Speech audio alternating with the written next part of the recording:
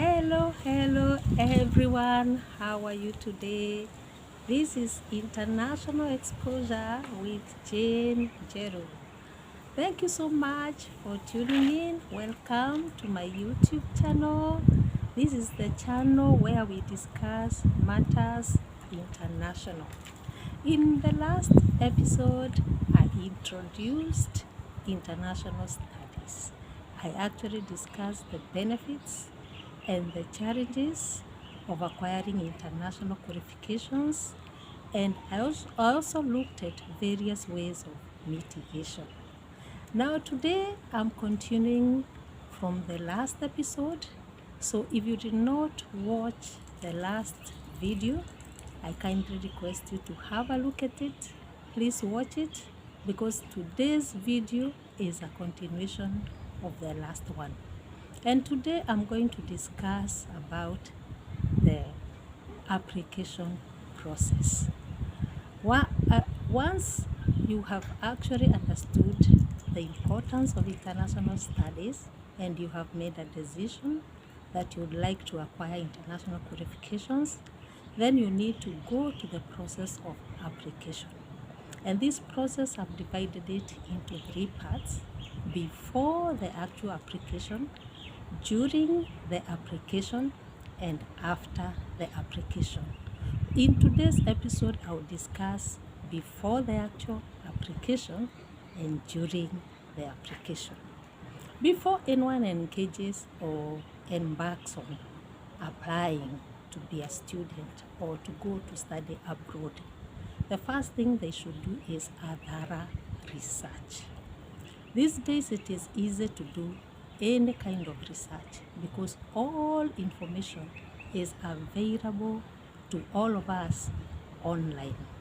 You need to research well about the education institutions, where they are located, and in the countries where you would prefer to go to study.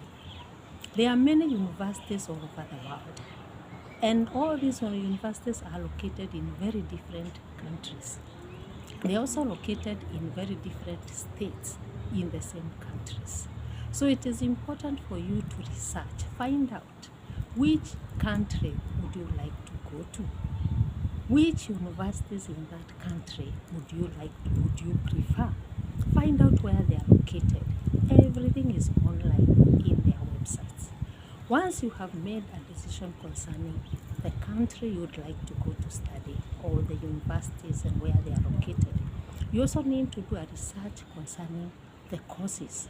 Which course would you like to go and do in those universities? Remember, there are so many courses, and some universities you would prefer probably don't offer the course that you would like to study. So the two must go together. You must find out which courses are available in whichever universities you would like. And the other matter that you need also to research about is the fees. Don't assume that universities charge the same fees. They don't. You have to research and find out which fees would you be able to afford within your budget. Which university would you go? Because their fees are within your budget. So having researched that, of course also find out about accommodation. If you are going outside your country, you must find out how you'll be accommodated. Some universities usually have collaborations with suppliers of accommodation facilities, or they even have the accommodations facilities themselves. So you have to find out this from the university you prefer. What do they have any arrangements concerning your accommodation? Having done a proper research on some of those items, you can now embark on application. And every application right now is being done online. You have to go to the websites of those universities. And once you reach on the website, go through the website and get as much information as it is possible. And look for the provision for you to contact them. Once you have contacted the universities from their website, I'll tell you that some universities actually have very approved education agents whom they will direct you to. And these education agents are able to take you through the process of the application. If your kind of university can direct you to an education agent, that's fine. You'll be guided through that application. If not, you will go through that process on your own. And yet it is not so difficult to do so. There are various documents that will help you with the application. First, let me talk about the enrollment form. The enrollment form or the application form is basically have several components that are very important for you to know. It has the personal details component, which is rather obvious, where you fill in even your number of passport, your name, where you come from, and all those details. Yes, I don't need to say that you cannot go to study abroad unless you have a passport. If you don't have one, you have to start then by applying for one.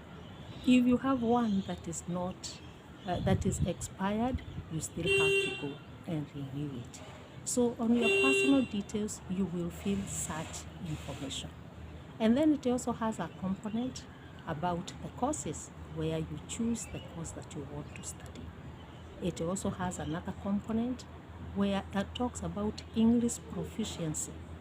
Remember, you have to do an English test if English is not your first language. And as you know, Africans, English is not our first language.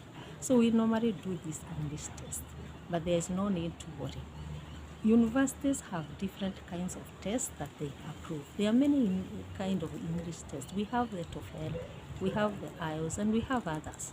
So it depends with the universities, and you have to inquire from them which test do they approve, and then you can sit for it. You will also find in the enrollment form a component that talks about the medical insurance. Every student must be covered medically, must have an insurance cover. Again, universities usually organize with suppliers of the same, and you'll be guided through by the university which supplier you can take, or if you want to do it on your own, well and good. You can still do it on your own.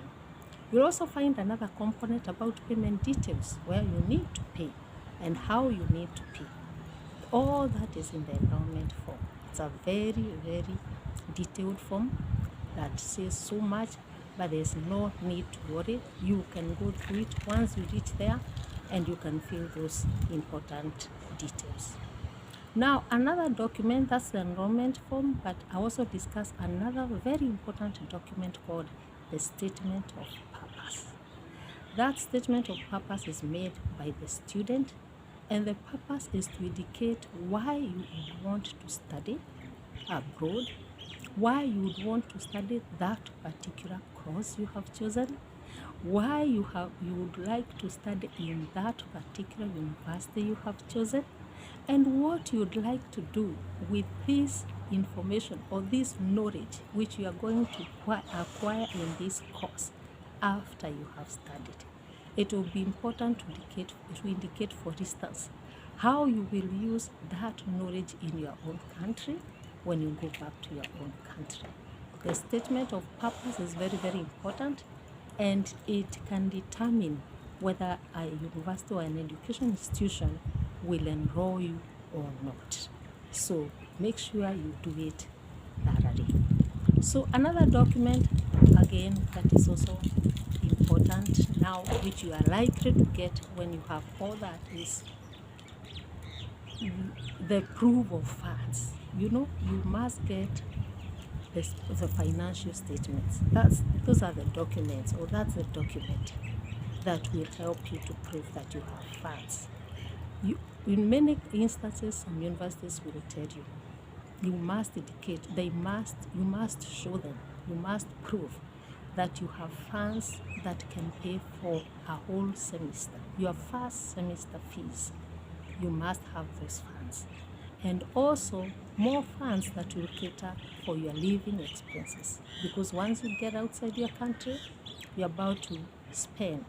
Where will you be living, or how will you pay for your accommodation when you're outside the country? they have to see those funds. Remember, I said in my last video that you can work and also study. But again, before you settle down into working, looking for a job and working, you will have to be spending. So the universities must be sure, they must see that you have funds for your first semester.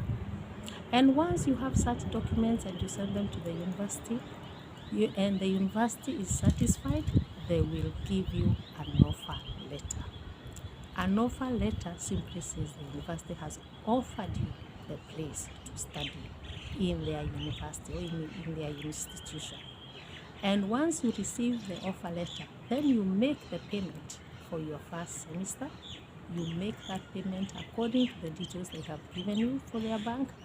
And once you have made that payment, they will give you something we call confirmation of enrollment. If you get the confirmation of enrollment, you are good to go. You can now go to look for a student visa. Next episode, I'll be talking about acquiring the student visa and enhancing your chances in being given the visa. Thank you so much for joining me today. Again, this is International Exposure with Jane Jeru. Goodbye for now.